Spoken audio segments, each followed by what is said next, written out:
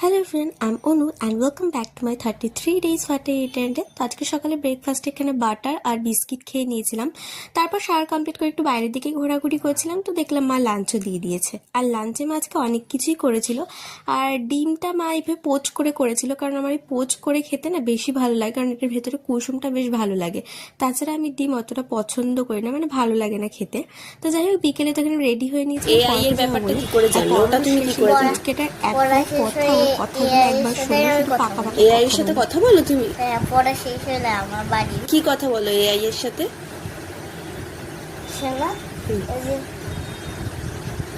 কি কথা বলি, এআই বলে তো তার ভিতরে ইংলিশে কি বলে? এসব জিজ্ঞেস করো? হ্যাঁ, ইংলিশে জিজ্ঞাসা করে আমি এআই কে পড়াই। এআই কে তুমি পড়াও? হ্যাঁ, এটা তো আমি জানতামই না। তুমি এআই কে শেখাও তার মানে, তাই তো? ইংলিশ শেখায় ওকে। ইংলিশ শেখাও তুমি ওকে? কথা শুনলে আস্তে আস্তে পেট ব্যথা হয়ে যায়।